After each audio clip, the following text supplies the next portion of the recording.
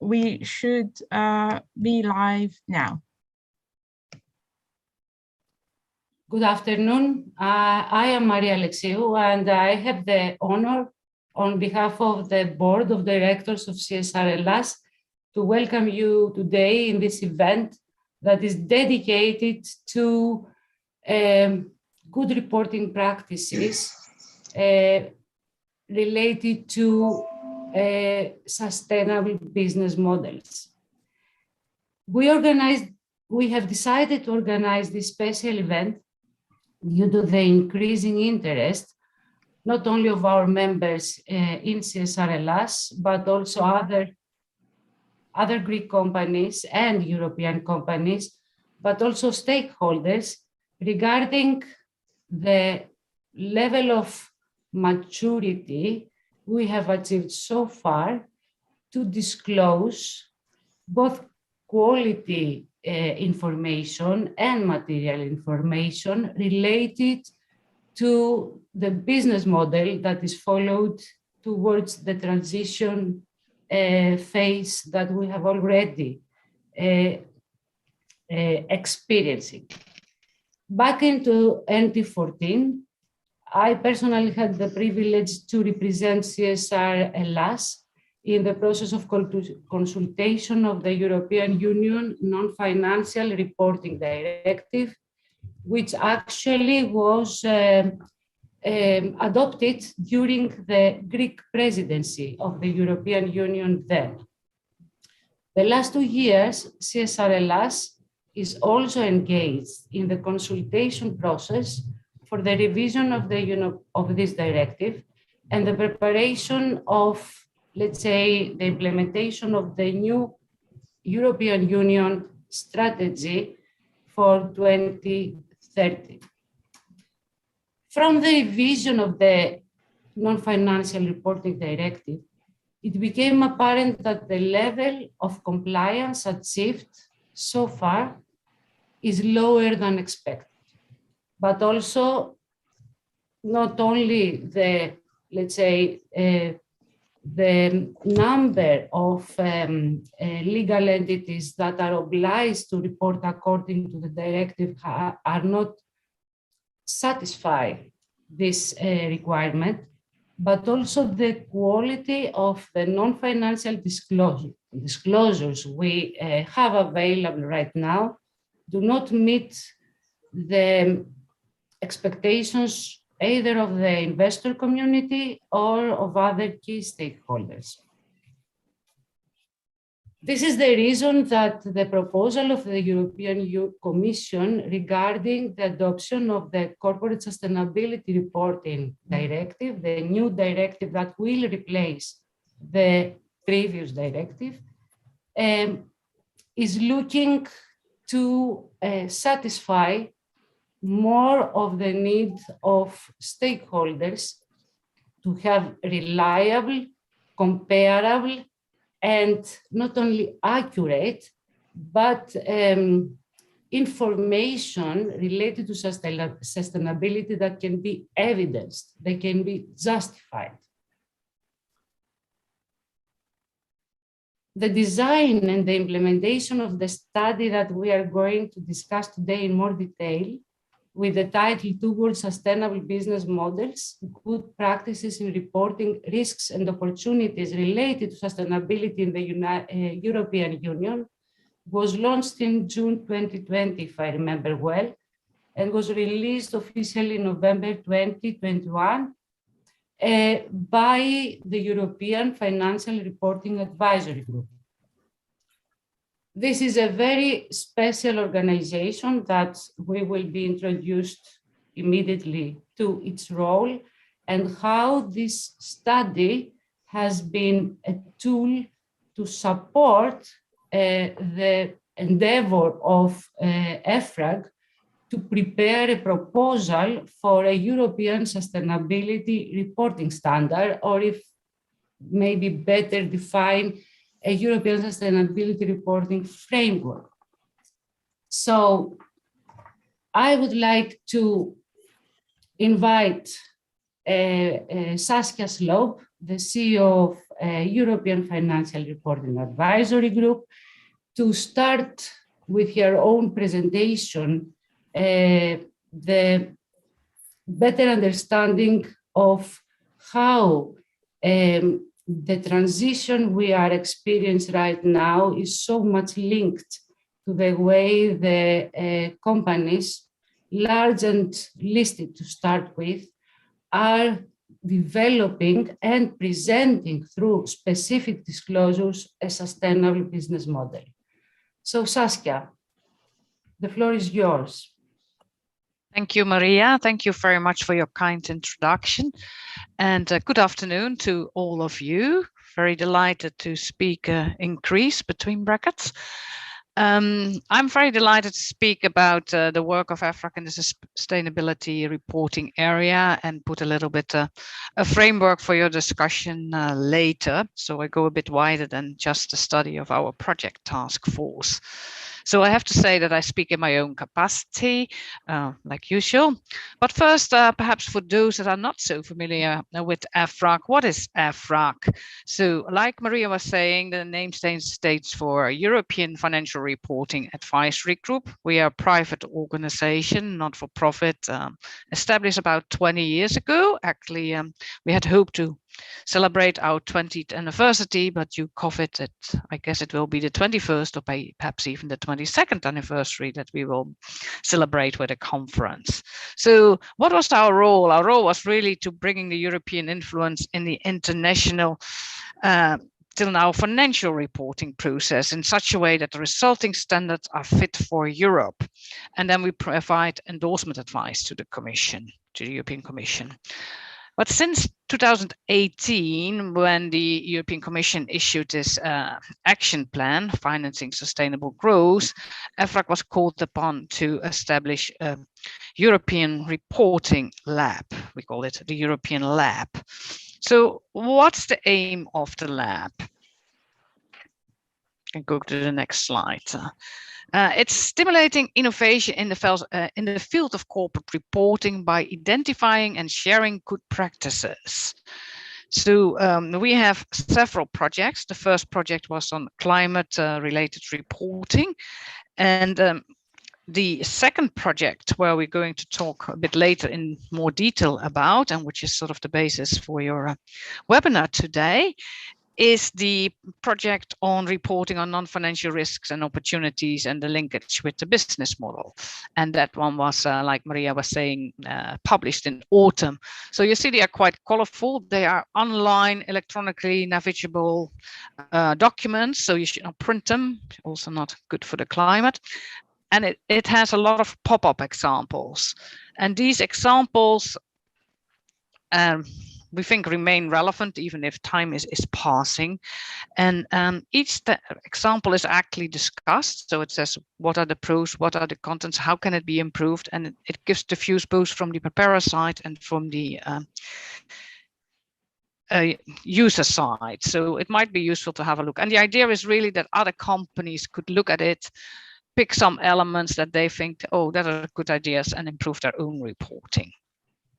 So that's 2018 till now in the European Lab. So, but how did we end up in sustainability reporting standard setters, like Maria was just telling, where we are now, at least in the proposal for the CSRD identified as the technical advisor. I'm saying proposal because this is under negotiation both in the Parliament and in the Council of Ministers, so in the countries. And only when there is political agreement, then the text is final. So there will be changes to the text. So let's just take a step back. So next slide. In June of last year, we received 2 mandates of Executive Vice President Dombrovskis. So one actually on the actual non-financial reporting standard setting. At the time, we called it non-financial. Now we have moved to sustainability. And a second mandate actually to ask the EFRAG board president, Jean-Paul Gauzès, to make recommendation how EFRAG, the structure, the finance of EFRAG should be changed in order to be that standard setter for the European Union. So the reports were published on that with recommendations back on the 8th of March last year. So well, a bit not a year ago, and you have to realize that these reports were written whilst at the same time the Commission prepared the proposal for CSRD, which was published on the 21st of April. So I said already that EFRAG was there identified as the technical advisor to the Commission to develop draft standards that will be adopted by the Commission by delegated acts. So EFRAG received then a letter of the Commissioner McGuinness actually saying, okay, you have to start with the work. You have to start both with the standard setting work and with the governance reform. And this is a bit unusual because normally you would wait till a directive was there and everything was clear, both scope, contents of the standard, but also the role of EFRAG. But given the urgency, given the Green Deal, given the ambitious deadlines, it had to be done in parallel. So that's where we are. And that's why we got this letter of the Commissioner saying, can you please start the work? We had already a kickoff meeting of the project task force. This is the same project task force as did the first report. This project task force, we are working in project mode till the permanent structure is there. So Julia is amongst the speakers. She is one of these project task force members. So we have worked very, very hard. We started with the publication of a due process procedures document, a public consultation on the document, because public consultation due process is an essential part to be transparent in the standard setting process. We have that on the financial reporting side, so we definitely need to have that as well on the sustainability reporting side.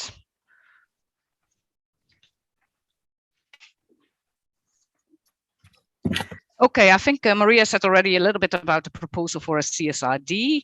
So what is a bit different there is that it goes much wider than the NFRD, so large companies, more listed, but also very much stimulating SMEs to, on a voluntary basis, apply sustainability reporting standards.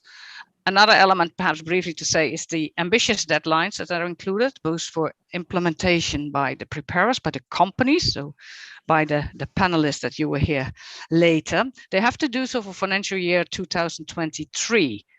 So that means actually that they should be ready sort of by January with their systems and so on to apply it to the whole year. And then for small listed, it's actually 3 years later. These deadlines are very much under discussion now, both in the Parliament and in the Council, and these sort of echoes that we get, and what you can see for the documents of the Parliament, which are public, is that many of them ask for a delay of these deadlines. There are also deadlines for standard setting. They are even more ambitious because the Commission is supposed to adopt the first set of standards in October 2022 in the form of delegated acts. And then with all the consultation and everything, actually Commissioner McGuinness asked EFRAG to be ready with the first set of standards, draft standards, by mid-June 2022. So this is all very, very tight. So perhaps there will also be a delay in the standard setting deadlines. We don't know at this stage. We only will know when there is political agreement. Then a very few words about the governance structure. I will not say much about it, but what you see here is, if you look at the left side, that is the current EFRAG, and then actually we will mirror in the recommendations of Jean-Paul, which we are now implementing, this financial reporting structure in the sustainability reporting pillar.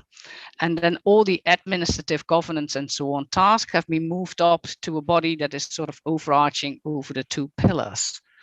So what is important here is that there will be a sustainability reporting board that will basically decide on all the draft sustainability reporting standards. So they will decide what goes to the Commission. They have input from a sustainability reporting technical expert group, sustainability reporting tech, which is doing the detailed technical work and give the input. So they're real experts, and they are then working together with a series of working groups. We will also have a consultative forum.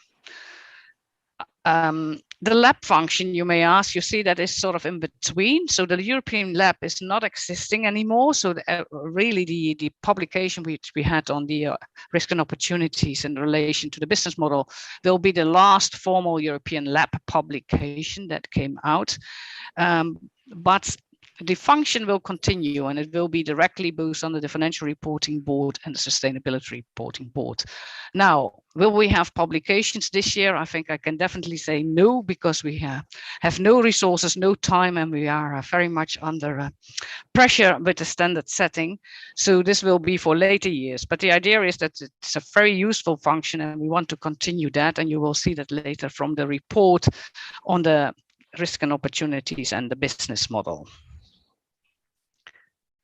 We are at the moment, hopefully on Friday, we'll admit 13 new members to our organization, basically to cover the wider range of stakeholders, notably civil society organizations, but also a few other organizations.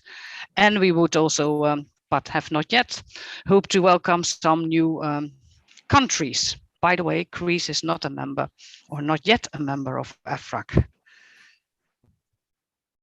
Okay, so let's go to the next slide. Very, very short, because I guess we have not that much time left. The Project Task Force on European Sustainability Reporting Standards has 35 members. It works with 11 working groups, and it has a highly competent technical staff of some 35 full-time equivalents, mostly on a voluntary basis. And one of them is Maria, our chair of this webinar. So you can see we have a very high level people that are working with us to make those standards. Status report was issued mid-November, and there will be another status report in the coming weeks, which really describes in detail the progress in the standard setting. And also we have made public some working documents for transparency reasons. They are not yet for public consultation. There will be draft standards that will be for public consultation, or I have to say exposure drafts of draft standards. So what you see on the slide is the structure that has been recommended by the earlier Project Task Force, so in March last year. There will be general standards, so sector agnostic, then there will be sector specific, and then entity specific. So basically to have all the levels addressed. And then there will be 3 reporting areas: strategy and governance, implementation, and performance. And then there will be the 3 topics familiar to all of you: environment, social, and governance. So how is the Project Task Force doing that? It's actually organized in clusters. So we can go to the next slide. So there you can see all the topics, and the topics must be very familiar to you, because basically they are also in the proposal for a CSRD. So we have 2 environmental clusters, 2 social ones, and 1 on governance. And then there is 1 specific sector-specific standards, 1 on SMEs, and 1 on format and digitization. And each of them have subtopics, and there will be quite a number of standards. So it's not 1 standard per cluster. There will be various standards. So the aim of the governance reform is that it's finished by the 31st of March. And this project work will then be handed over to the permanent structure. And in the letter that we received from the commissioner, it's actually said that EFRAG has to give these draft standards to the commission under 2 conditions. One is that it comes from the permanent structure, and the second is is that there is political agreement. So that brings me, I guess, nearly to the end. So this is sort of what I wanted to say about the context. And I understood from Maria that we will go back a little bit more on the publication on the risk and opportunities and the business model. So I will not enter into that now, but leave first to Maria to reflect on what we said so far. Thank you, Maria. Thank you, Saskia. It is what is the situation we have. Thank you, Saskia, for this introduction. It is really important for us to understand how the vision set by the European Commission to lead actually the harmonization of standards related to sustainability reporting, that is an issue at a global scale. And we see this as a common, let's say, endeavor right now, because we can see that there are similar, let's say, efforts to come to a more standardized and mainstreamed approach of the required disclosures from the corporate environment regarding the impacts of economic activities on sustainability factors, as we call them right now, and at the same time, the measures taken by companies in the longer term perspective to address these issues, and particularly taking other consideration into this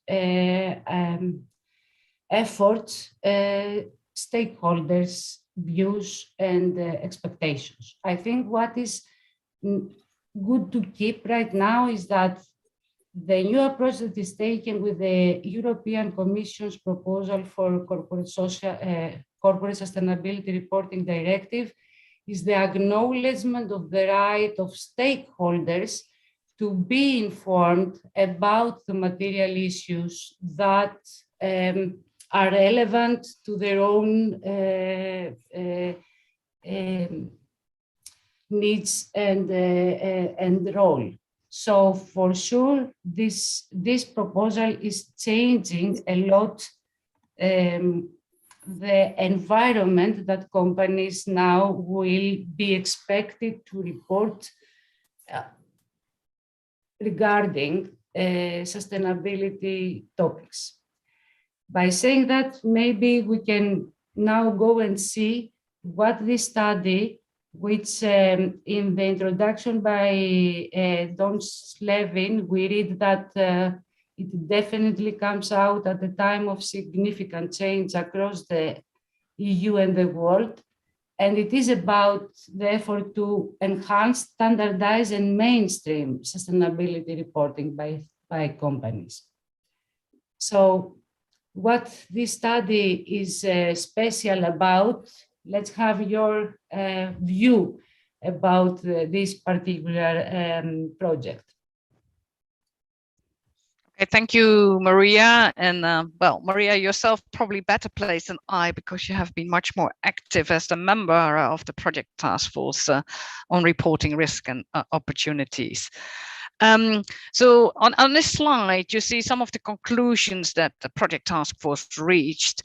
And I have to say, it's really the conclusion of the project task force, because one particular thing with the European Lab and the project task force was that the project task force is sort of independent. There is some, of course, quality control on their work, but the positions that they express are actually their own positions and are not necessarily shared by what we had at the time, the European Lab Steering Group or our board. So it's really a report of the experts.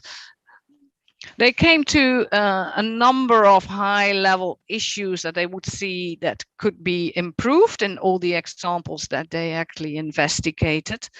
There should be a clearer description of the business model and the linkage to sustainability, risk, and opportunities. And I think that's clearly what's also what is envisaged in the proposal for a CSRD. There should be more emphasis on reporting opportunities.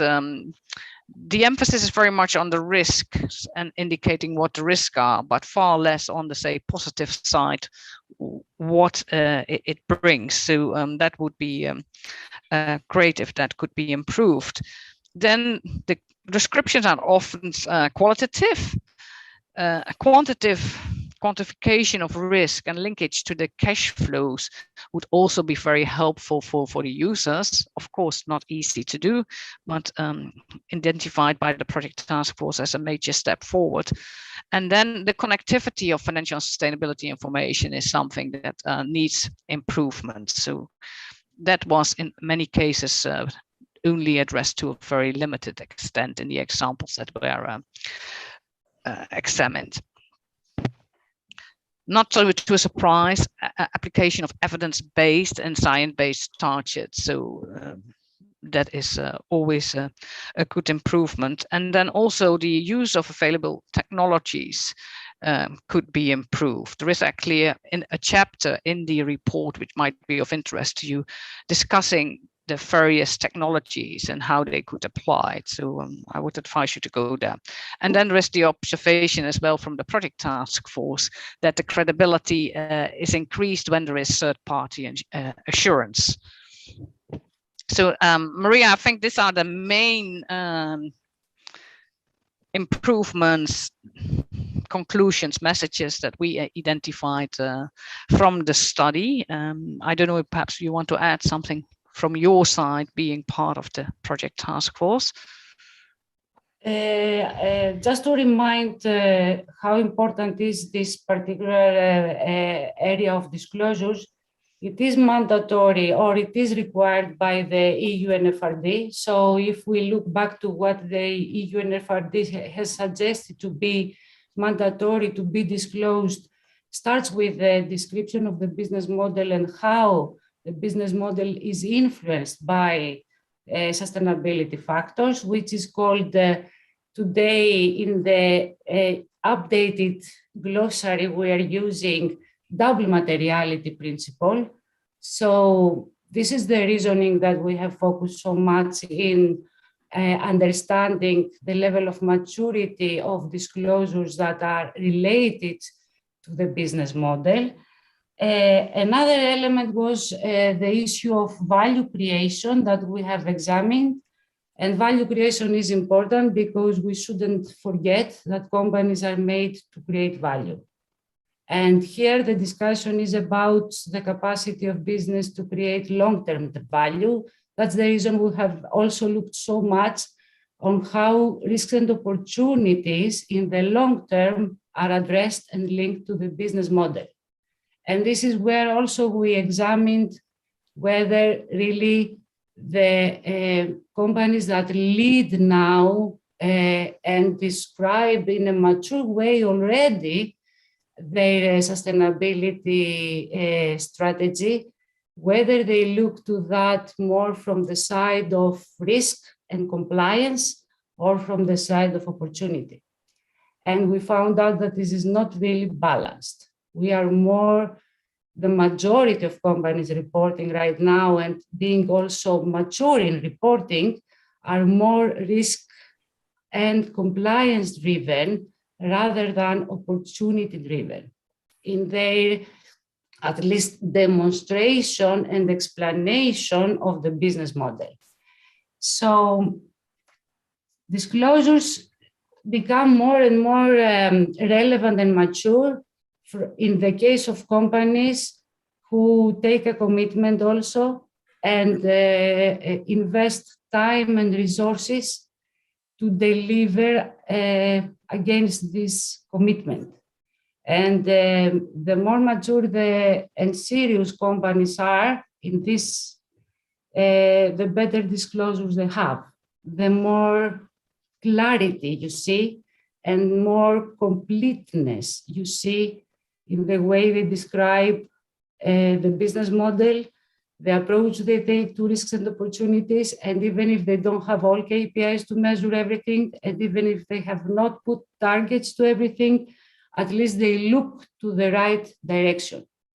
All in all, by the methodology we developed, and we called this methodology a principles-based assessment of sustainability reporting, reported disclosures related to business models.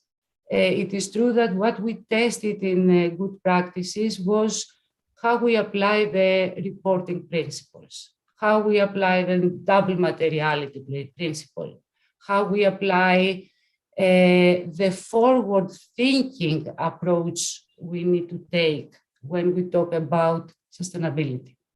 And that's what I would like to add to what Saskia said and explain the reason that as CSRLS, we tried to test with the same methodological approach disclosures from Greek companies.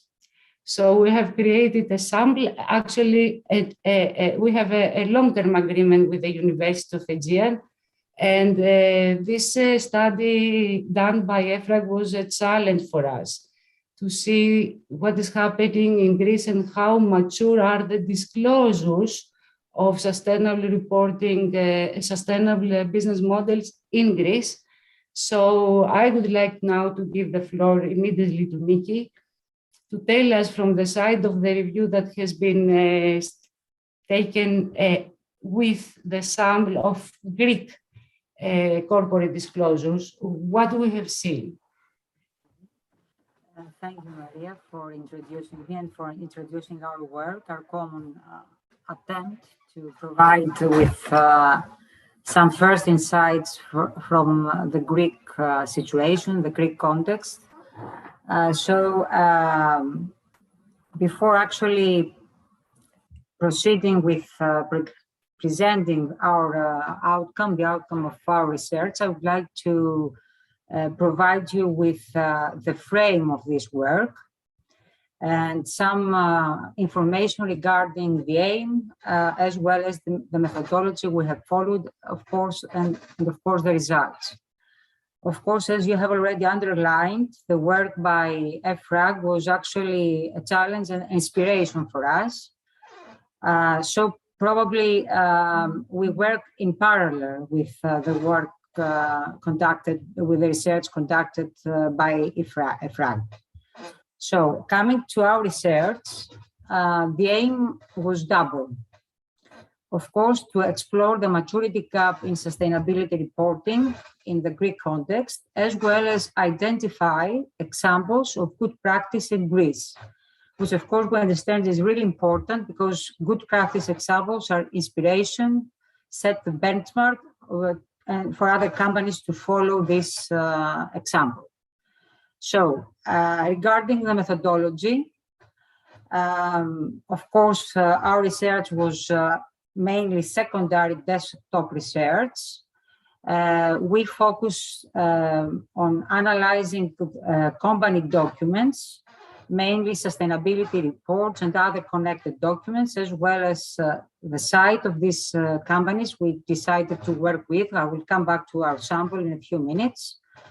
As I said, the EFRAG approach, the criteria and the methodology developed was actually our frame through which we read through the lines of the reports to come to our conclusions regarding maturity.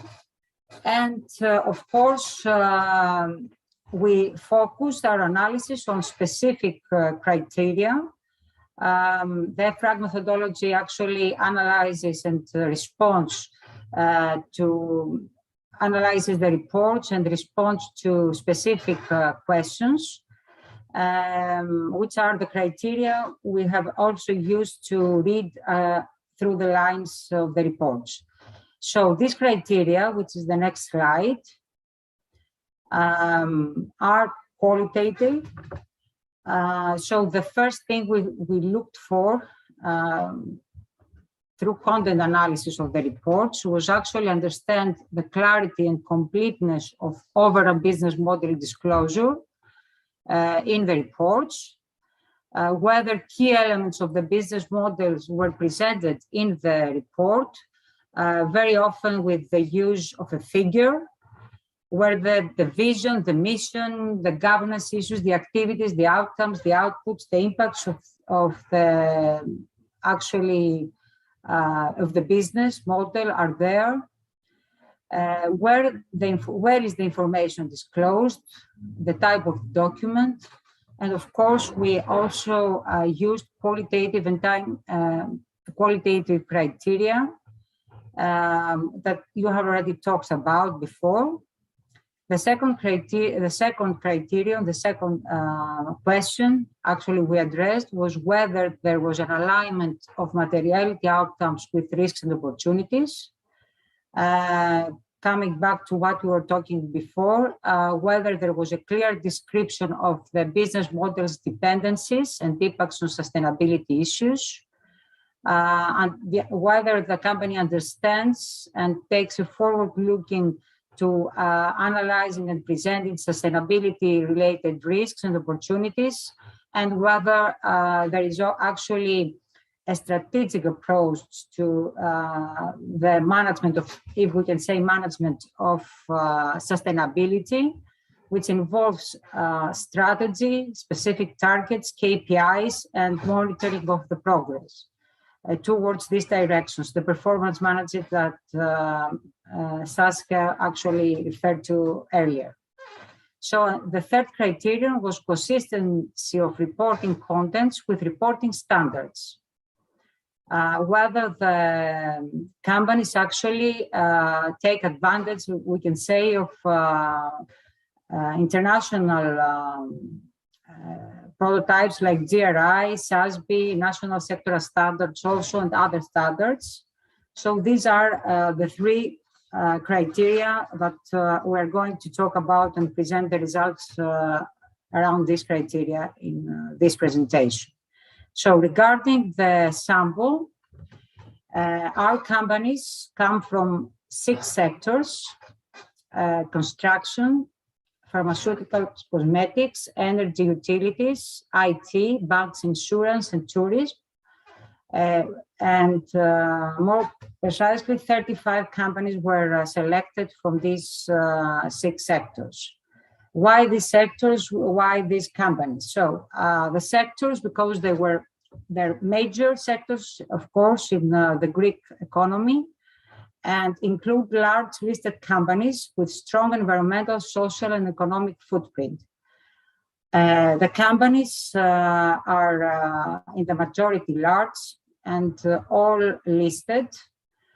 The majority is listed, not all of them, and fall under the scope of EU and FRD. So that were actually the criteria used to select the companies.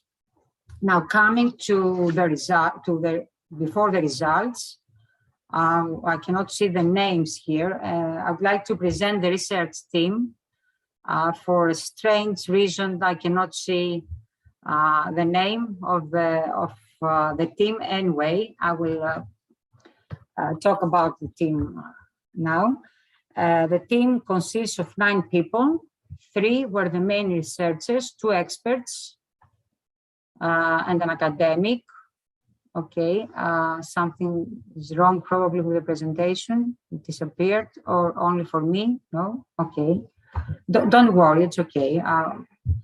And also 6 students, 1 PhD student, 4 students coming from our EMBA program, and an undergraduate but yet mature student from the Department of Business Administration of the University of the Aegean. Let me refer to the names of the researchers. It was Katerini Barbari, Anastasia Daskalopoulou, Haralambos Kakalonis, Athina Karoulia, Konstantia Kostelo, and Victoria Bulgari. Are the names that we cannot see. That's why I refer to them. And now coming to the results of our research. Please go to the next slide, Missini. So regarding the major highlights of our work, we observed that the majority of the companies in the sample have adopted international reporting standards apart from the national ones to report to stakeholders. Trying to quantify this, we can say that 66% follow GRI, and these companies come mainly from the utilities, banks, and construction sectors.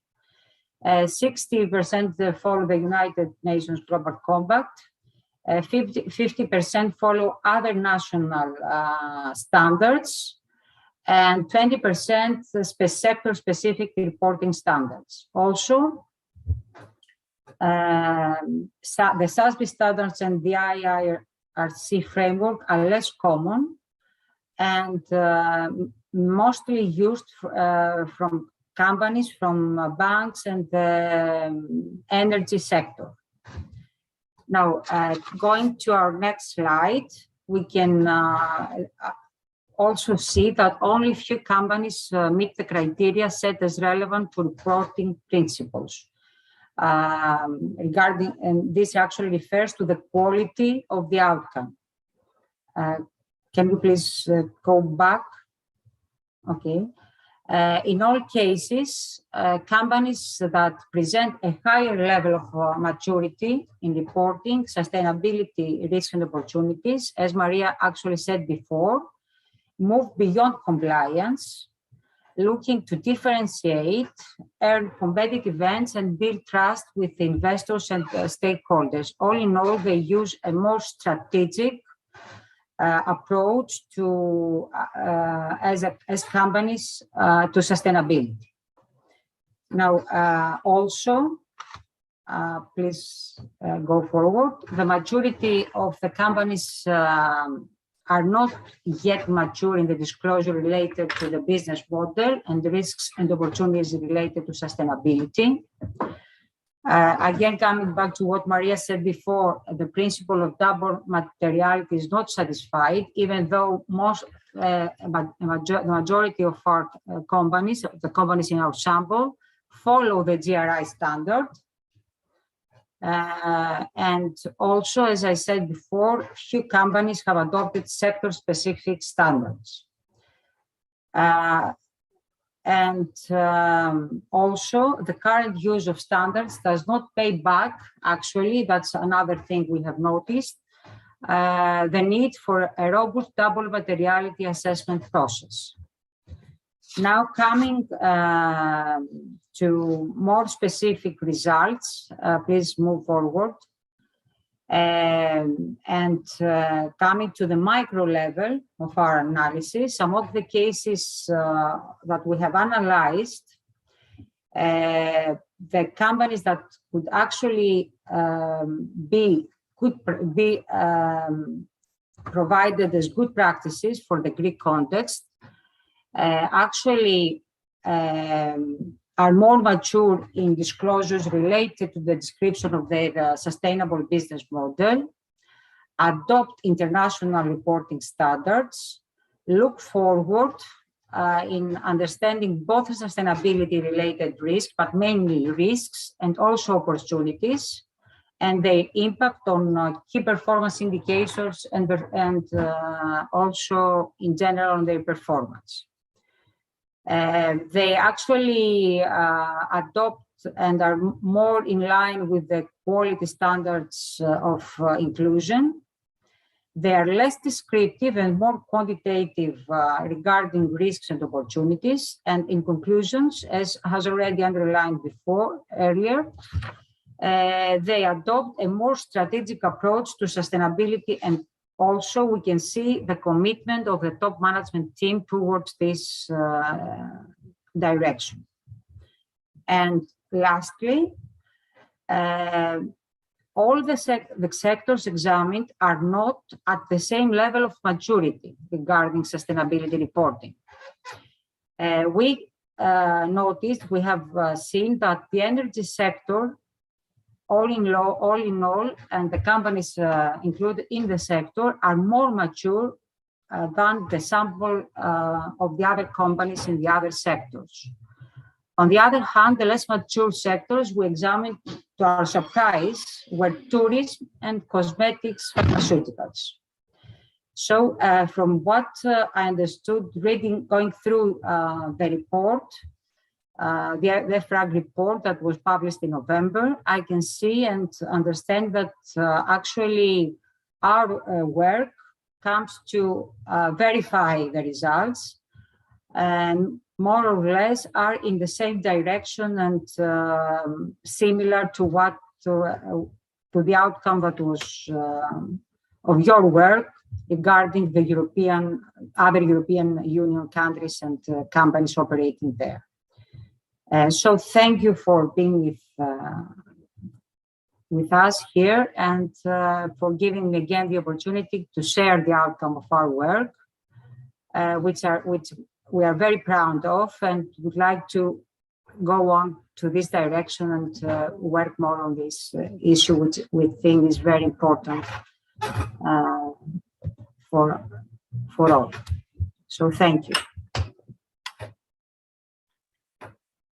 Thank you, Nikki. Allow me to say that this is a new experience we take in order to utilize a methodological approach and see the sample we have and the level we have achieved at the national ground, and then to be able to benchmark, if you like, as Nikki mentioned, this from the sectoral view, and also comparing the situation between Greece and other EU member states, because allow me to say that Greek market is overoccupied, or let's say mainly depending on SMEs. The majority of Greek companies could be categorized in the level of SMEs if it is compared with larger European Union member states. So it is very important to see the maturity gap we have to face and to understand where the benchmark is set. Now we are building a common ground which we need to make it a fair play field for all companies within EU. So for us, it's critical to understand where we stand and what we need to achieve. And it is equally critical to see how leading companies, the ones who we can understand or identify as leaders, have reached the level of maturity they have reached right now, because their experience, the way they have built and invested in achieving that, is a lesson to be learned. From what we hear, we don't have enough time to reach the right maturity level. Everything has to be achieved by 2030, and what is to be achieved in the coming years is going to be very critical. By saying that, I would like now to give the floor to what Saskia mentioned earlier, the users of the reports and the preparers of the reports. These two groups have to be at the spotlight. We have to open the floor and help one first thing to bridge the gap between the two groups, to create a common language so as to know what we are talking about and to know the needs and expectations from both sides. So Isabella, the floor is yours. Our dialogue is not only to understand what is a best practice or a good and mature practice, but also to create a common language among ourselves. So, please. Thank you, Maria. Good evening, everyone, from my side as well. My name is Isabella Tumba, and I'm a finance and capital markets lawyer. I am delighted to welcome you all to our panel discussion. What does a sustainable business model mean, and how it can be communicated to stakeholders? Please allow me to thank CSR Hellas and Maria Alexiou personally for inviting me to this very interesting webcast and for giving me the opportunity to moderate this panel of distinguished speakers.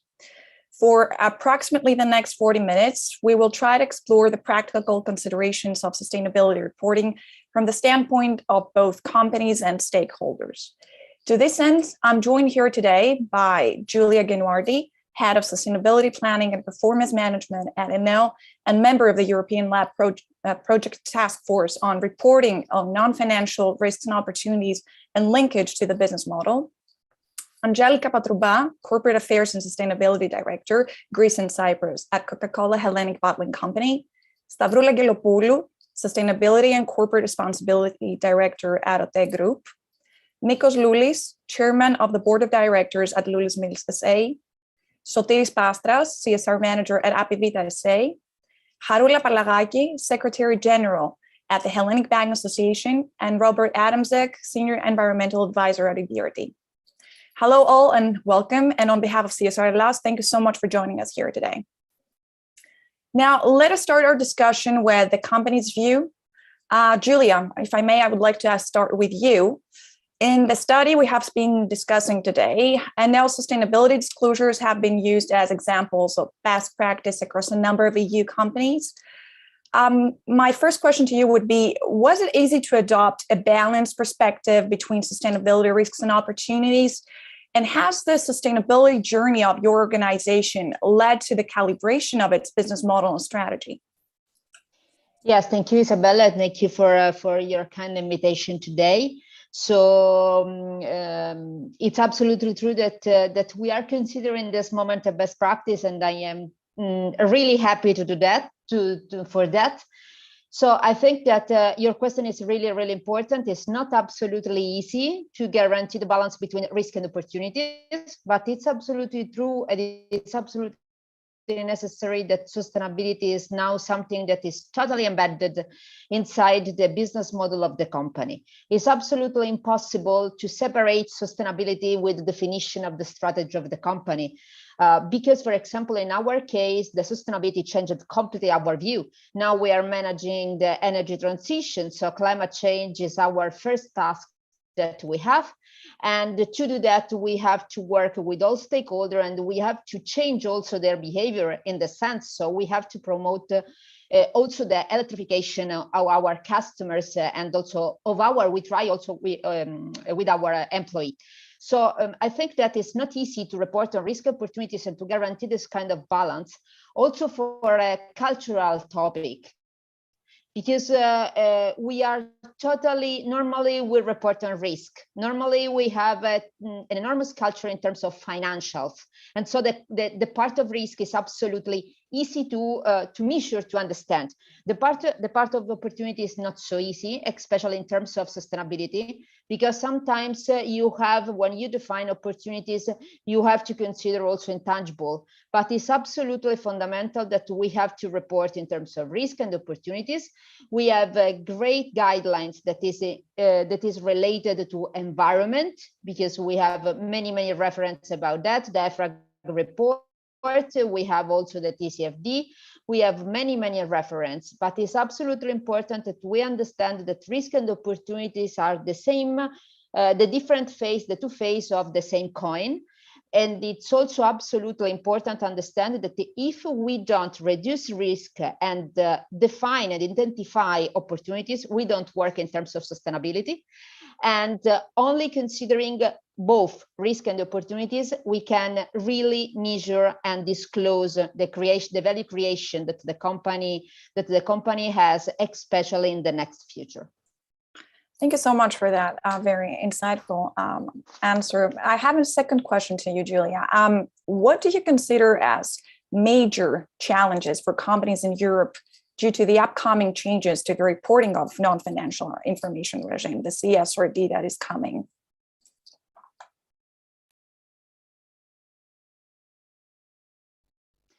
I totally agree with the previous intervention when they said, yes, we have a different level of maturity in terms of sustainability reporting. So we have also different level of challenges in this kind of thing. I strongly convinced that now we are thinking in terms of sustainability, and so yeah, it's absolutely necessary that we start reporting in the correct way. I think that the four main challenges that we have are exactly double materiality, because financial one is not enough now. It's necessary that we mental and social one, and it's not an easy task. The second one is the forward-looking data, because if you want to use considering the past KPIs, but you have to consider also the target. If you connect this kind of challenge with the auditor activities, the external verification that we have to put in place. The third element is the international alignment of the different regulation that we have. But I totally convinced that the EFRAG is working very well on this kind of thing, because they have created many action with other organizations in terms of co-construction of this kind of KPIs. And the last one is, I don't consider that it is a challenge, but especially opportunities is exactly the digitalization. Because I think that if we work on that, we will avoid many documents of many hundreds of pages that are really difficult to read for the users. And if we use all keywords to explain our performance, it's too easy compare this kind of information. That thing about technology was exactly what the study also found. So yes, it is a huge highlight. Thank you, Julia. Let me now pass to Angelica Patrouba and Stavroula Gelopoulou. So both Coca-Cola Hellenic Bottling Company and the Tech Group are recognized as leaders within their respective industries for managing ESG risks and opportunities, and appear to have already taken into consideration the points raised in the study that we have been discussing today. So let me start with Angelica first and ask you, Angelica, can you please tell us a little bit more about the reporting frameworks and standards that Coca-Cola Hellenic Bottling Company uses? I understand it's not just the GRI, but also the IRC, right? Thanks, Isabella, and thanks also for the invitation to participate in this very interesting and stimulating discussion on a subject that is concerning us all. First of all, let me tell you a bit about us. I represent Greece and Cyprus, but we are part of a biggest group, Coca-Cola Hellenic Bottling Company, which has a footprint in 30 countries in Europe, but also Russia and Nigeria. Therefore, the strategy and the business strategy of our group takes into account global, but also local considerations. Our long-term success, this is our belief, is linked to our ability to generate value over time. And this value is associated in the way that investors, stakeholders can understand the relation between our strategy, our business strategy, our financial performance, our compliance and accountability, and also our response and our responsibility to address key social, environmental, or other issues that are in the context in which we operate. We find that the base for this understanding is the integrated reporting, which we have adopted. And therefore, this integrated reporting comprises all the various materiality elements that we need to present and take into account in our disclosures and reporting.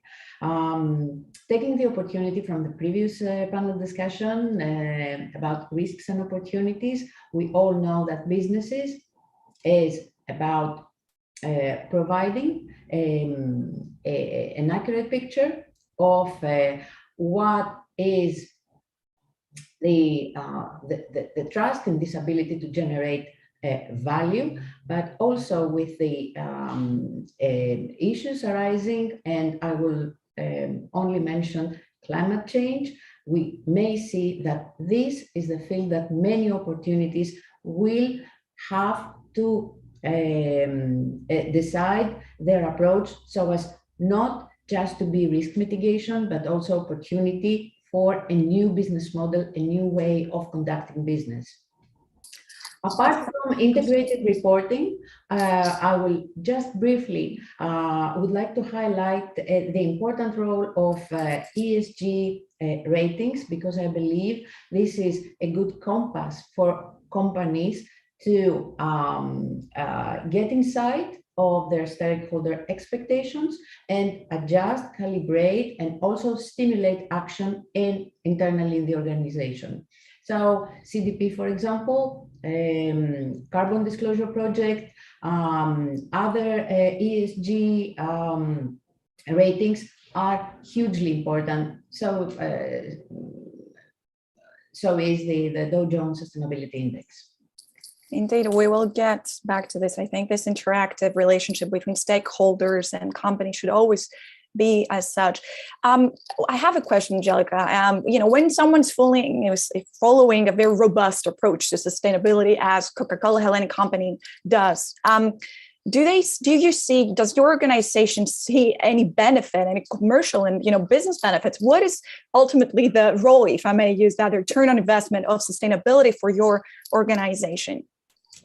Well, there are two elements. What is the value of integrated reporting, and also what is the value of sustainability strategy? So on the value of the reporting, let me highlight that this is linked to the comparability with the base, the evidence that the investment community and stakeholders need in order to assess and also trust the ability for generating the value in the long term. For a listed company or a company that aspires to engage in multiple countries or become more attractive, this is more or less a key direction. In terms of sustainability, we increasingly understand that if we are to be the proponents of a positive change and have ourselves a sustainable future and have a role in building a sustainable future, partnerships are important. We cannot do this alone. For major issues, material issues, for some companies like recycling or CO2 and addressing the climate crisis, this is the roadmap. Because taking, for example, our commitment, CCHPC commitment to become carbon neutral by 2040, 90% of our carbon emissions come from the so-called, let's say, emissions related to our partnership, to our supply chain. Therefore, this is key for us to join forces with suppliers, partners, whoever is in this value chain in order to address together this strategy. Thank you very much for that, Angelica. It is a team game, not just one player game. So let me move on now to Stavroula Gelopoulou from OTE Group, and ask Stavroula, similarly, what is the return on investment, the ROI of sustainability for OTE Group? Well, if you asked me this question a few years ago, I would have said something very different to what I'm going to tell you today. For all of us, well, sharing this information here, let me just tell you that I represent the OTE Group, which is a big telecommunications/technology company and is a member of the Deutsche Telekom Group. So you can see we've got a footprint all around the world. However, it's a company that has been in place in Greece for the last 70 years. So I'm pretty much, the Greek people here pretty much know who I'm talking about. So as Angelica mentioned, we represent listed companies. So the answer really is very different to what an SME would tell you. So this is not a spreadsheet number. Usually people ask you, what is the sustainability outcome? How can I go to my board, to my management team and show them, this is the money I'm bringing back. And this is why you need to invest, because most of the sustainability teams have this challenge. Do we have the money to invest for long-term results? How will I convince my CEO and so on? So if I had to say 4 things, I would start with our employees. In an era where we're trying to retain employees or to attract new talents, I think that your ESG performance is very, very important. And obviously, if you ask me, do everybody care? If I want to work for a company, is this the first thing I'm checking? I would say not really. However, the new generations have it very high up in their agenda. They need a cause together with the brand. The second one, I would say, our customers. We are a company, and it's not only because we are a listed company, but this is what companies do. They make money, but this doesn't mean they will make money by destroying the community and the environment and the society in which they work in. So customers pay back and they become more loyal if you provide them the proof, not a campaign, I'm not talking about campaigning, how responsible, how green you are, but if you prove to them that you do something in a responsible way, then they become loyal. The third one, I would say, for us as a company in the stock market, the investors, 22% of our shares are in the hands of investment funds that are looking partially or fully into our performance. And you can do this by the indices or everything you publicize. So investors, before they decide if they're going to buy your share, you will have to prove in a very complicated and very difficult way how you're acting and how you manage your business. But overall, I would say that it's for the company itself. I could add on the community that you work in, the society, and so on. But for me, and coming from a telco company, this is for us, it's a business model. In the first presentation, we've seen that we can optimize the use of technology. So if we use technology, we can even improve the footprint all around the world. So for me, it's a new business model. It doesn't have to do with profiling or marketing like 10 years ago. That's very interesting, Stavroula. And may I also ask you how hard it was and how long it took for a tech group to reach the level of maturity and sophistication that currently has today? It took a long time, but we started up very early. We started engaging into this back, I don't know, it's more than 15 years ago. However, if you do it now, you don't have all this time. 15 years ago, when we started talking, it wasn't even sustainability back then. It was CR, and then it became CSR, and then it became citizenship, and then it became something different, and now it's sustainability, and some days it's ESG, depending who's asking. Anyway, it's a whole different definition around it. So if somebody starts now, it doesn't have the time that we had 15 years ago, because things are moving exponentially. If you ask me if it's an easy job, it's not an easy job, because it takes a lot of work into this, but it's the only job. It's the only way forward if you really want to stay in business. And I'm not only talking about the huge companies, but even the smaller and the medium-sized companies. It takes the right governance. You have to have a person. It doesn't have to be a full-time person, because in the small companies, you cannot have a CSR person and a strategy person and a finance person. So once you've got somebody to keep a wide open agenda on sustainability, it's vital. You need to have the leadership commitment. And I know this sometimes sounds very philosophical. What does it mean? However, you need to have the commitment from your leadership team, and you need to have the integration. If you do not integrate it into every business aspect, you cannot talk about what everybody's been saying in all meetings. We have this in our DNA.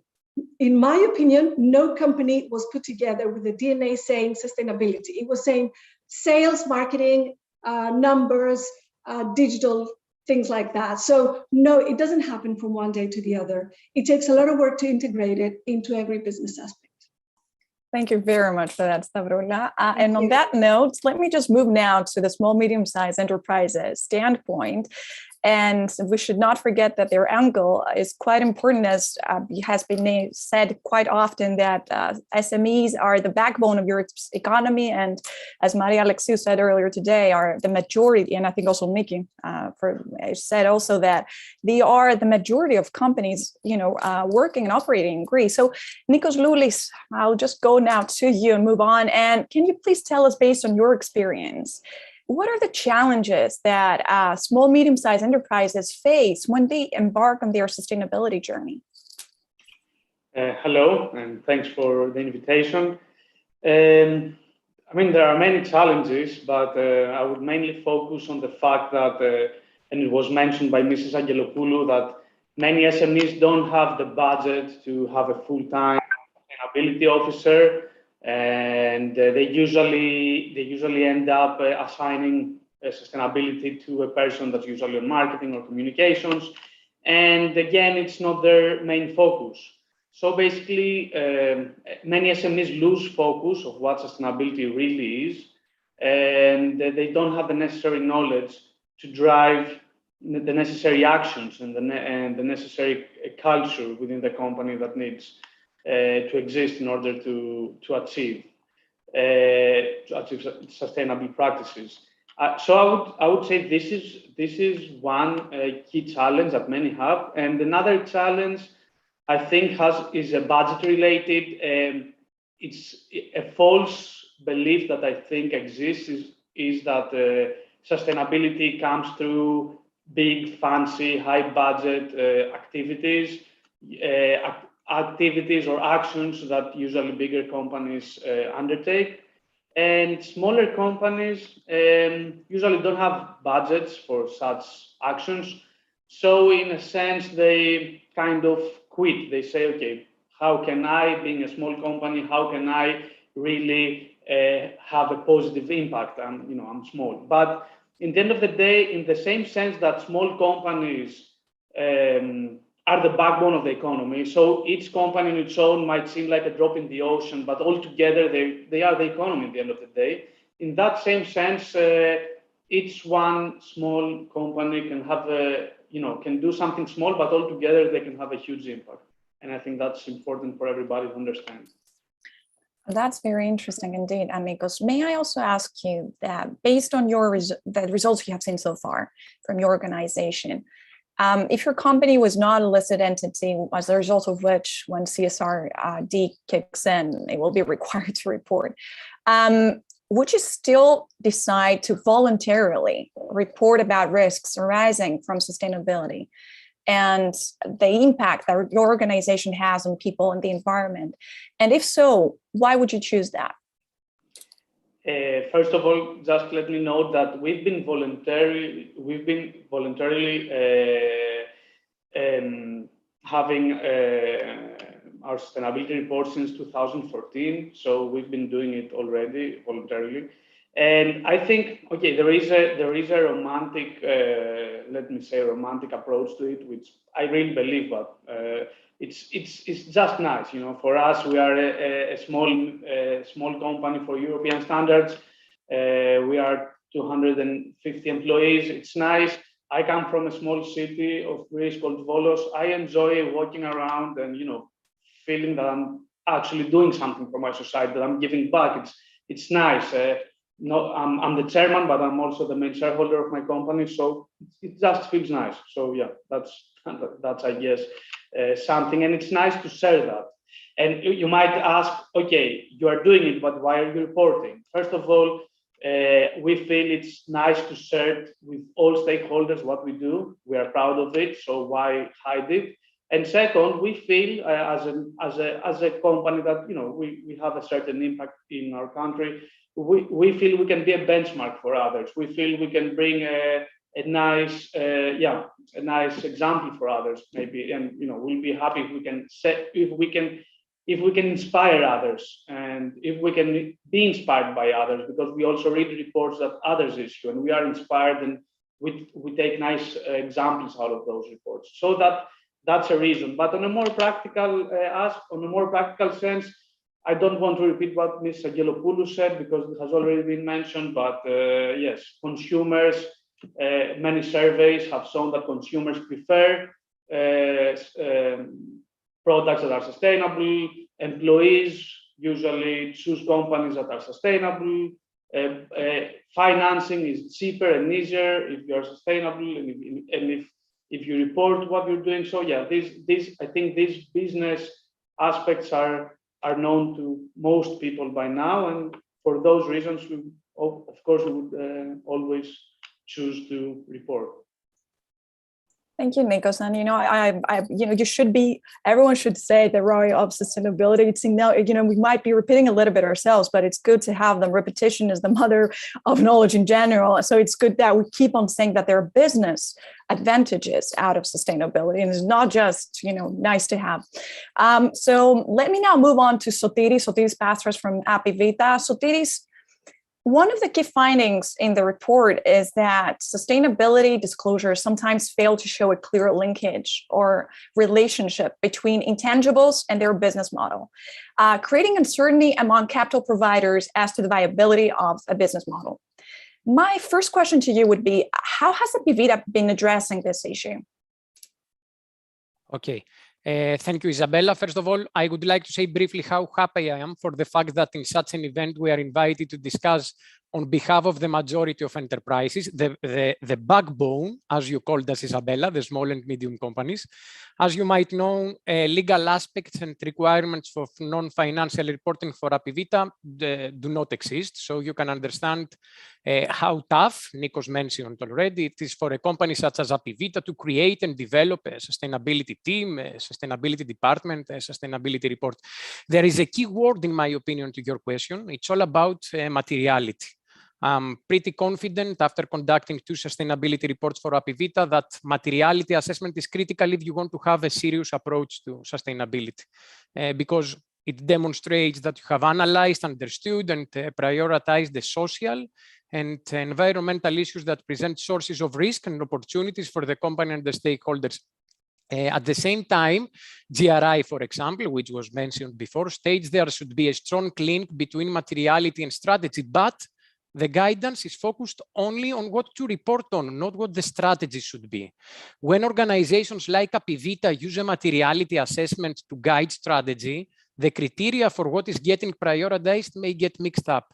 Nikki Glavelli was pretty clear before, half an hour ago. She's told that the maturity level of pharma and cosmetic center is really low right now. What is most material from a reporting point of view may differ from what gets into a new strategy. So each materiality assessment can be most useful if designed to inform both reporting and strategy, and how we connect as Apivita these two with a lovely word, a lovely expression better here in Apivita, the brand purpose. So the starting point for each small and medium company should be the answer to the question who I am and what I am doing and why I'm doing. So Apivita is a purpose and value-driven company, which helped us a lot to have both a clear materiality and sustainability strategy perfectly aligned with our business model. And because you raised this, may I ask you to elaborate a little bit on by giving us a description on the tools and mechanisms in place that help you better record and manage the reporting of sustainability matters within your organization?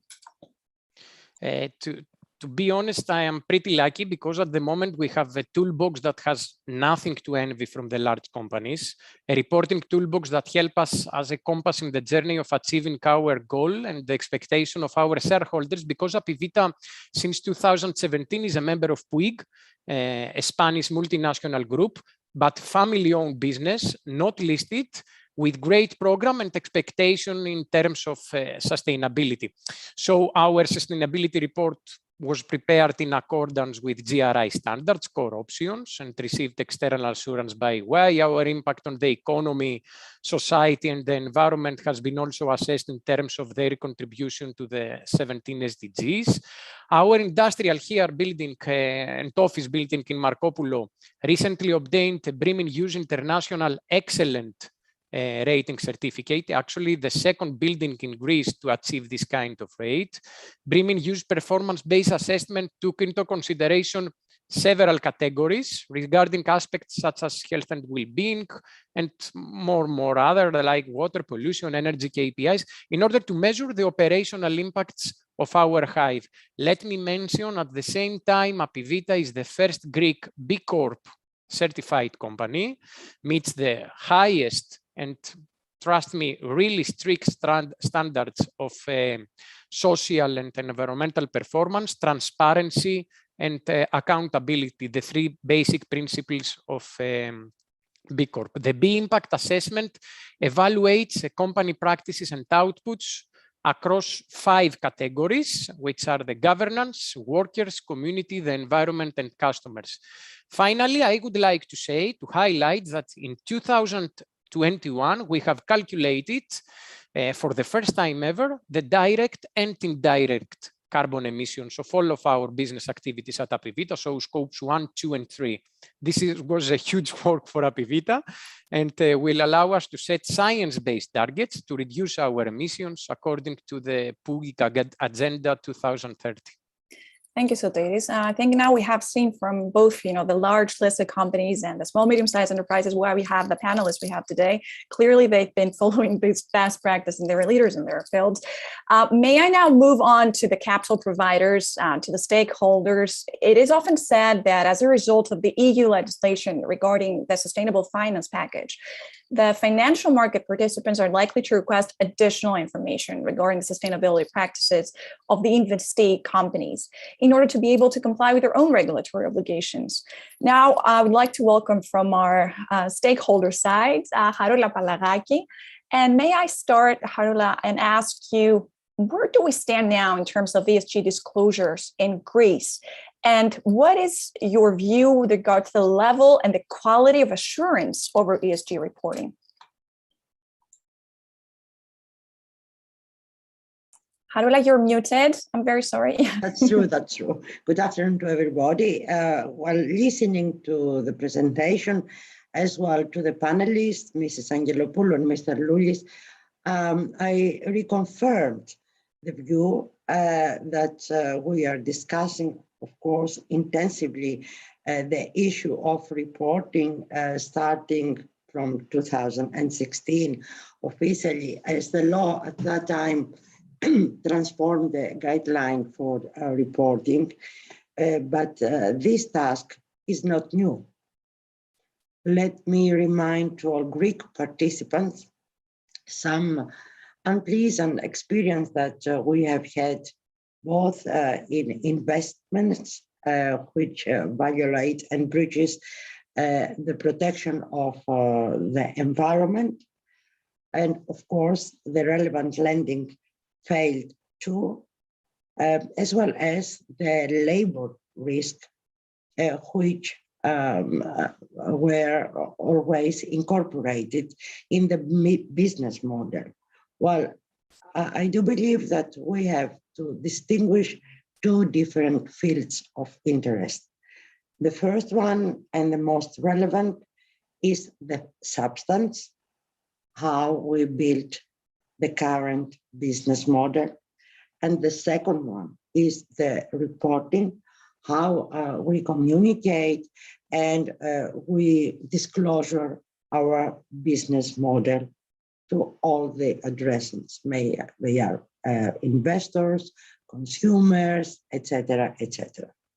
But not to, in order to prevent any misunderstanding, I do believe that all European countries, and among them Greece, have incorporated the last, at least the last 3 decades, this substance element. Of course, the decade 2030, the flag is climate, and it became more, but it's not a new topic. That means that more or less all the entities and all the stakeholders are familiar with it. Well, banks are the first one to implement these new requirements, starting from 2001 with the, at that time, law for corporate governance and social governance, and therefore they disclosed the last 2 decades all the non-financial info, and this non-financial info are relevant for the investors. EBRD has, who has became shareholders in various entities can report better on this. And of course, they have started to transfer the risk for the accuracy and the transparency to their borrowers, to their companies, because they have no other choice. They have undertaken clear commitments in the framework of the climate change. They shall have the climate stress test of ECB sometime in 2020.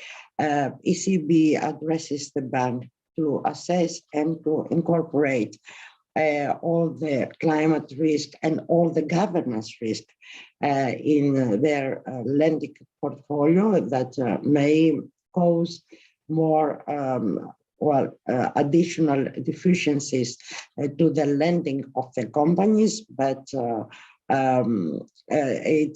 that is the new reality, and all the companies have to become familiar with this.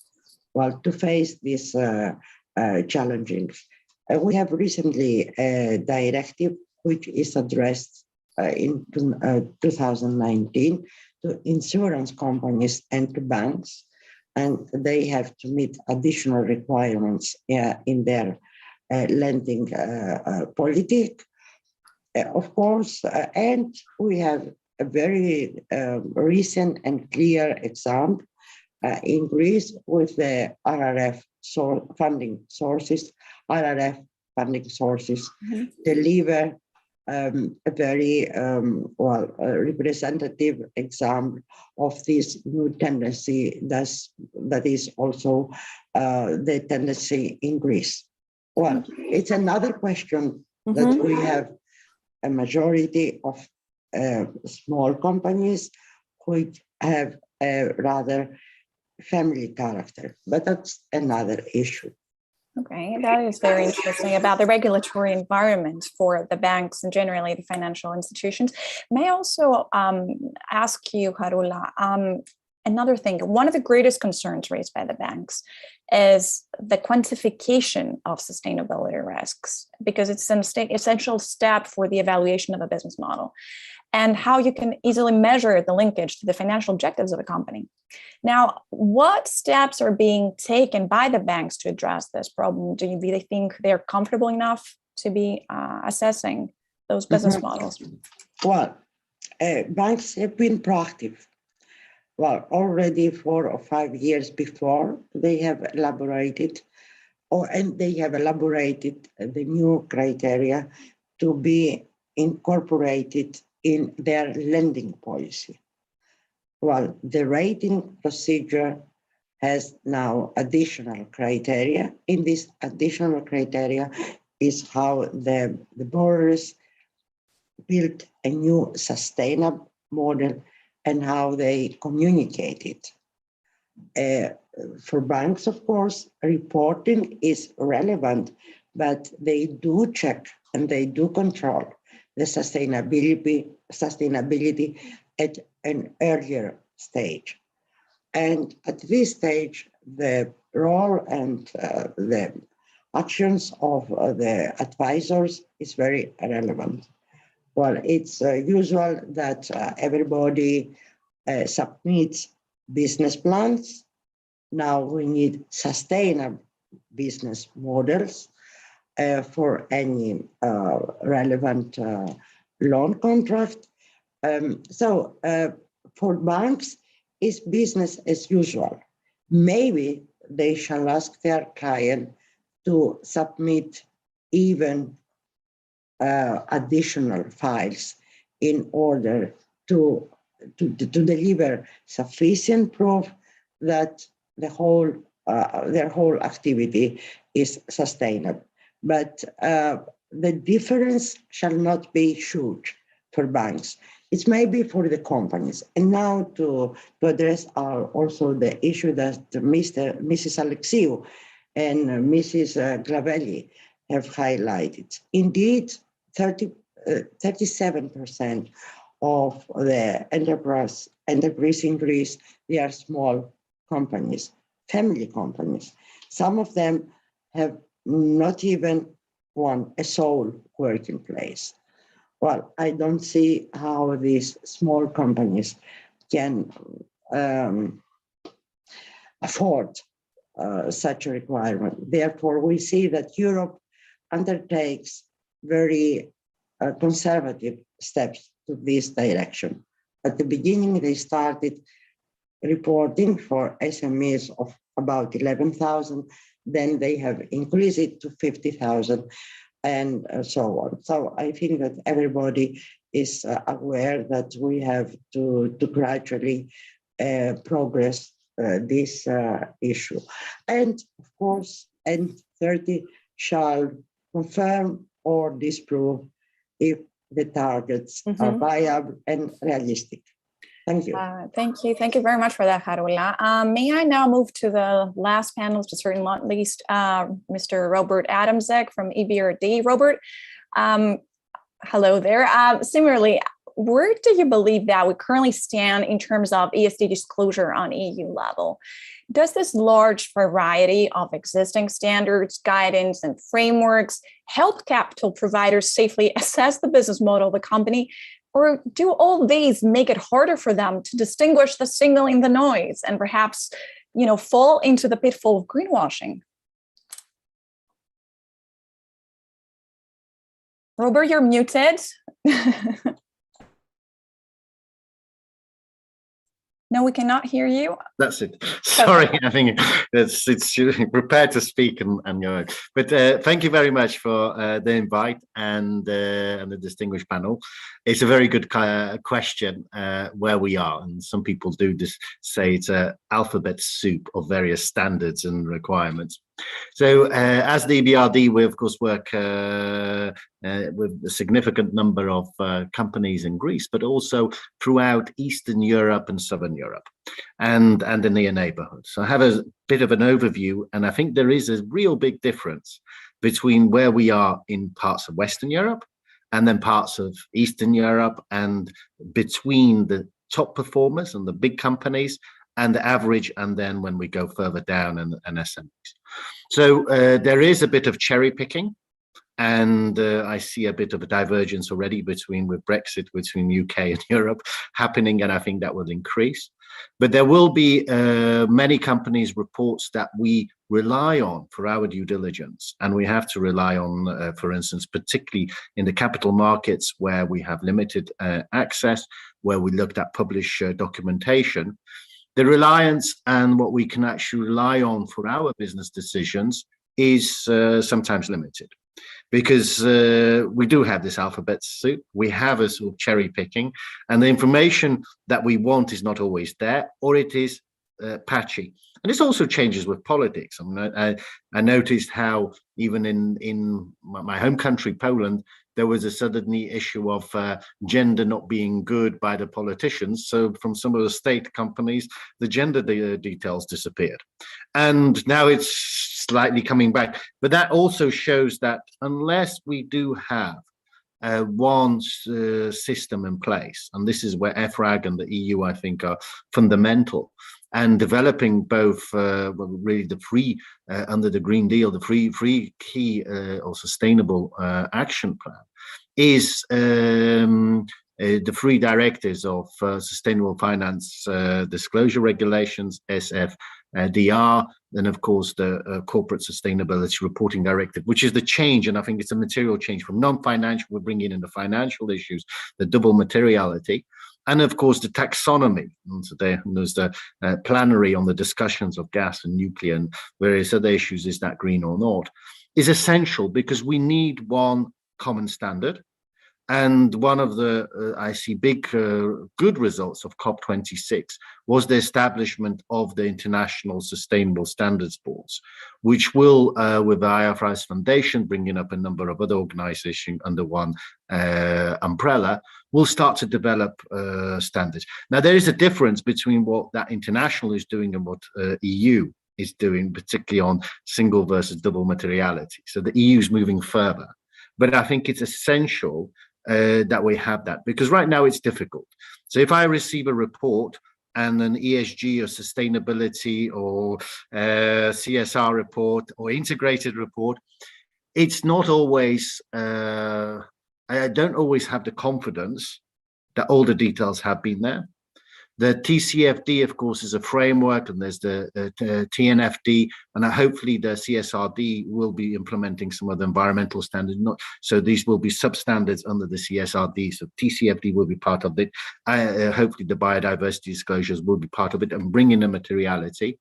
They're not audited, and they're not always detailed. And the strategies are sometimes bit fuzzy. So, of course, working with, it's been great seeing how PC has developed and has actually implemented on the journey, which we have hopefully helped to assist as EBRD, but is, or at least the financing of some of the elements of that, is a phenomenal journey from a coal-fired company changing into more renewable, and it's I think a showcase in Europe.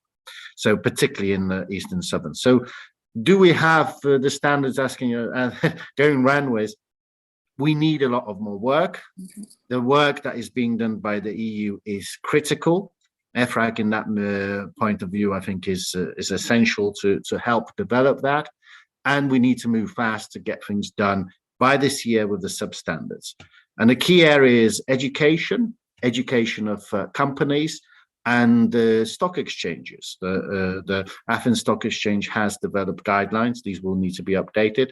We help to finance ones in Warsaw. We're doing one in Prague and Romania to set up these standards, set up guidelines to guide companies, and particularly those are not the blue chip. That don't have the resources is key to that. Yes, those indices, the ESG indices, are always important to ensure that they're not greenwashed. Yes. The last question, the $1 million question, I'm afraid I'm concerned a little bit about time. So I want you to be as succinct as possible, but I think it's probably the most interesting for anyone who's watching us from a small, medium-sized enterprise here in Greece.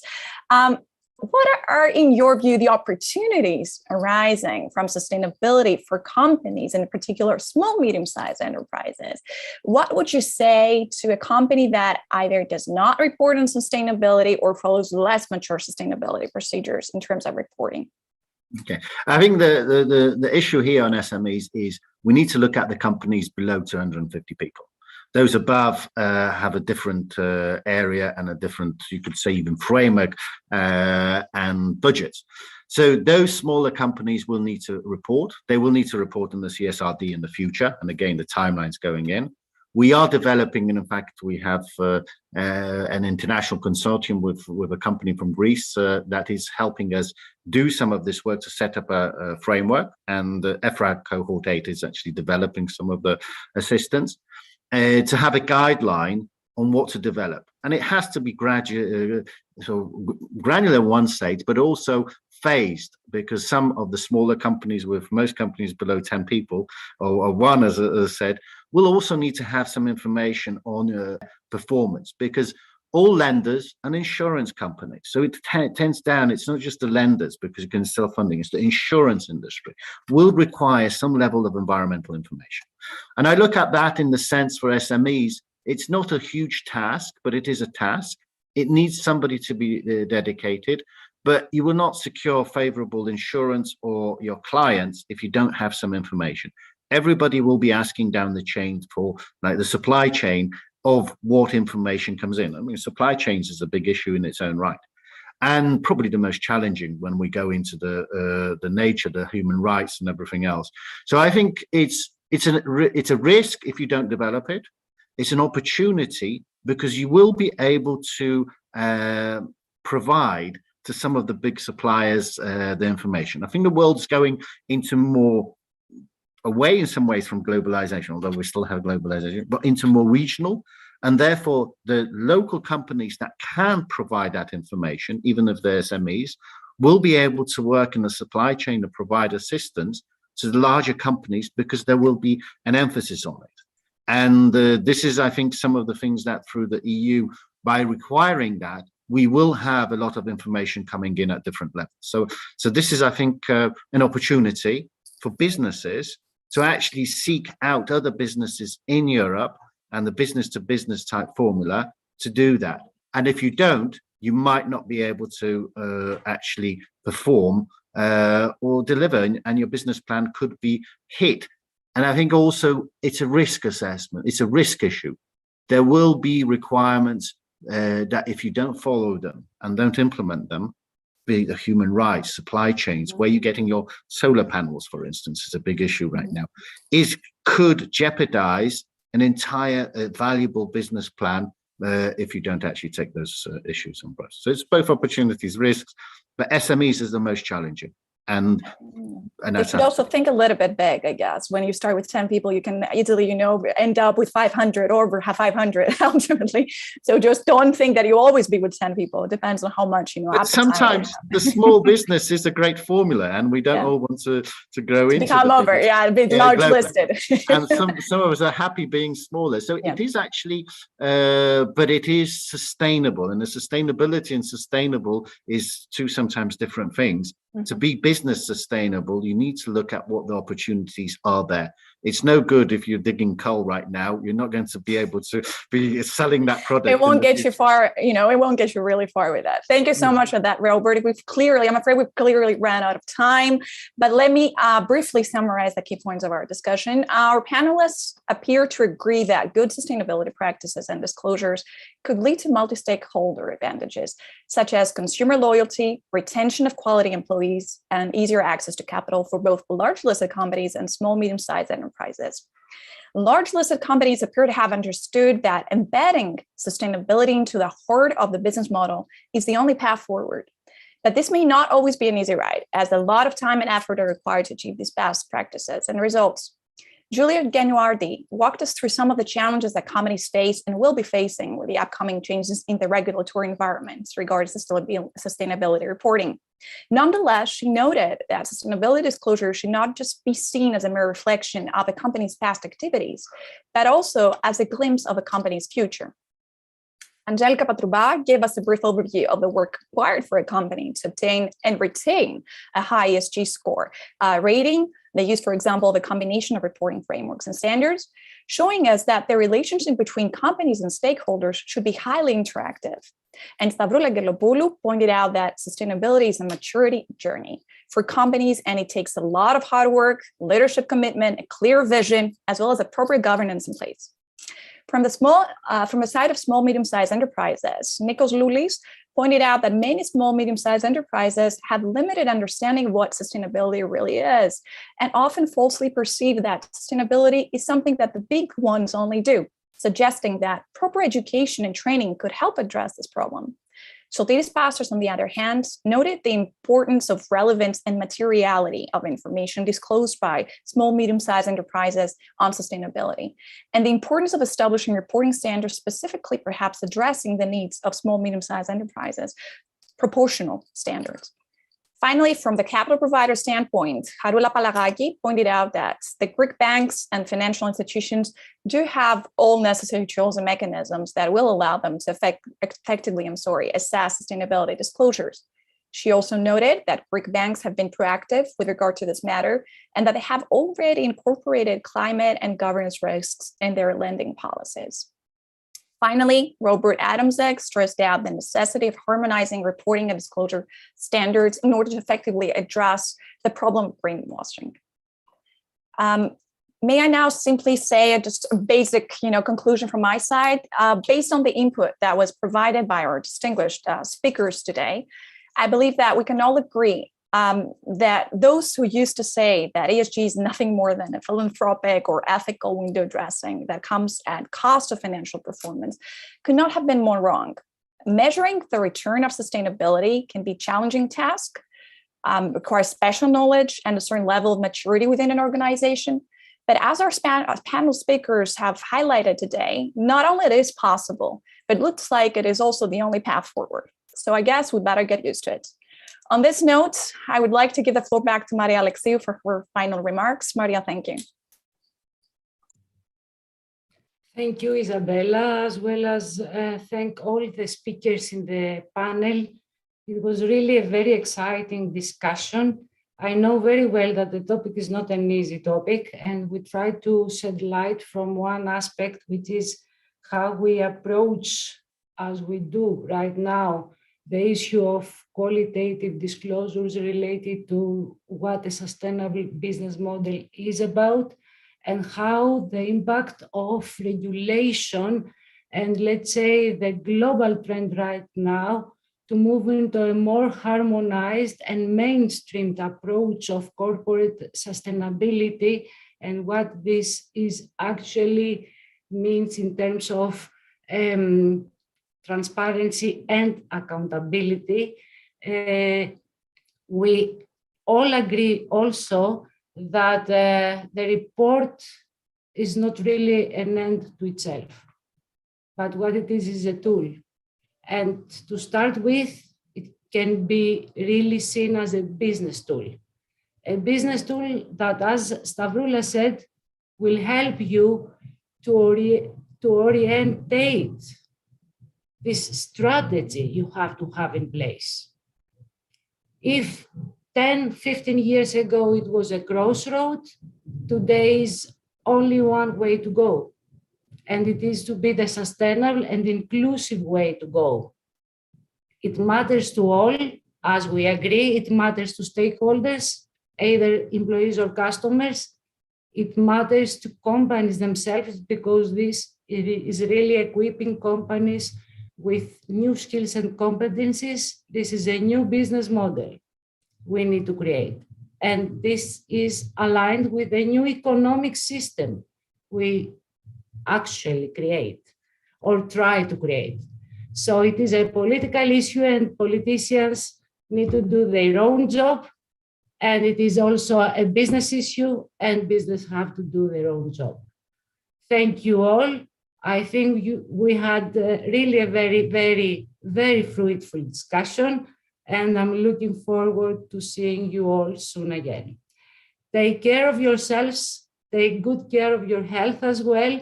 And I think we need to equip ourselves with these skills and competencies needed to achieve what we have to achieve. Thank you.